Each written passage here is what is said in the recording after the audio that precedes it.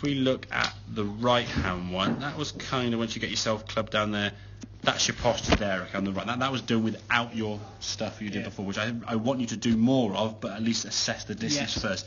This one here now, the club in the air, you just guessing that distance. It's not going to be far away, but an inch or two either way is going to make a difference, okay? So your club's up here, you look at your feet, your back's, that's lovely. Now what you would then do is just literally drop the club down next to the ball and set your feet. You get your back in a nice straight position there, when you do it again, obviously, up there, dropping down, nice straight back. But as you saw, when you put your eyes closed and put the club down, it didn't go anywhere near the golf ball. So that's kind of where you instinctively want to put it. That position there now, when your feet go apart, is better than that one there, okay? What you do on this one, though, you sort of, my posture bad, I went, yeah, not very good. And you move up, and then you go. You went back into a better position, okay? You know what a better posture feels like, so your lower back there kind of sort of pushing your hips upwards and out. That's going to definitely help you get in the same position. But it's establishing that distance from the ball correctly and not guessing, okay? Absolutely. So, as the club goes back, okay, so takeaway, great, nothing you need to worry about in your takeaway there. I love that, okay. Top of the back's in there in a good position, okay. For me now, it's the feeling of your lower half, right hip especially, to be a bit quieter. If this hip starts trying to twist through, because you get the more your hip twists through, the more the club falls back. The more your hip twists through, the more your shoulders twist through, the more your club kind of goes with it, okay? So if the lower half can stay quieter, the hands now can start just dropping down here. The club can now get back. Because when you come to impact now, your shoulders are spinning through, hips are spinning through, shoulders and hips there are all kind of in line to target. Club's coming into the golf ball there now from a pretty good direction there. It's probably a little bit outside the line, but we're talking 1 or 2 degrees, not 10 degrees, okay?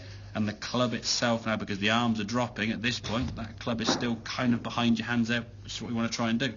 So the wall drill that we talked about, when you're here now, top of the backswing there, okay, without moving your body, that club's going to kind of sort of, top of the backswing there, you can swing to here, find the wall by just letting the club drop back down, and then without moving your torso at all, you would drag that club down the wall. Obviously, as your body's twisting, that club's going to come off the wall, as we'd see. That's because his hips going forward and your shoulders going forward, which it will do. It's got to, okay? It can't stay back there because you'll be way on the inside.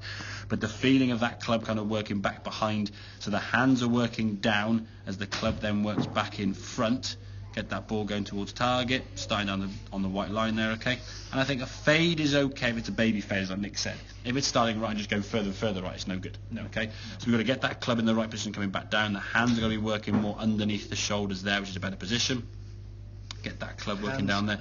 Hands underneath here. So at this position here now, you've got a nice sort of underneath there. You're not going out to here so far, trying to sort of, and that's where the shank comes from, yeah? Okay, when you try to drop it on the inside, the club kind of got a long way behind you here, and the hands then were kind of working a long way out this way. So if the hands get out here, the club follows, and there's your strike and there's your shank. So the odd 1 or 2 shanks you might get are caused by the hands trying to, and that's you just trying to get the hips to work first on the backswing, and the club then falling behind and you're getting stuck in a position where you can't go back to the golf ball.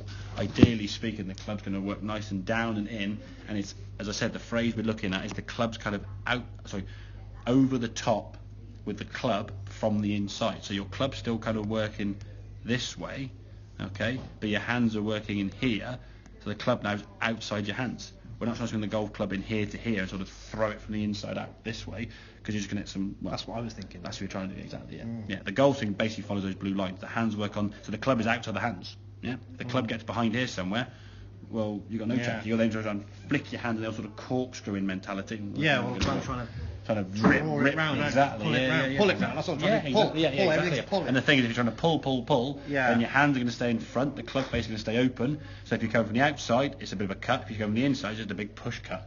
So work on some of that stuff with the wall. I like that, Get that club just dropping down there. So the arms and hands drop. Again, gives you a feeling, okay? And I think for you, understanding of how this and this and these have got to work. In the past, you thought these have to fire, which I suppose if you're McIlroy or Justin Rose, boys, crack on, do that. But if you can't separate top half and lower half, it ain't going to work. And that's the thing. Now, potentially you could practice doing that. Obviously, just a good sort of, what do they call it, upper, torso, the upper body, the upper body here rotating better, and the lower half obviously staying very still, and then do the top half, so moving your lower half, that is a move you have to maybe practice. The better you get at that, the better the more you can. flexible you Yeah, become, exactly. Yeah. But yeah. Your spine. That's why your spine's going to be straight, which it is. Okay. If the spine's straight and you've got limited flexibility, which most people have, they can't do anywhere near the moves that the McElroys, the Justin Rose, the John Rahms do. Well, they were in the gym, aren't they? Exactly. They do all day. Exactly. Yeah. Exactly. Okay, makes sense then, yeah? Once every couple of weeks. Yeah, absolutely.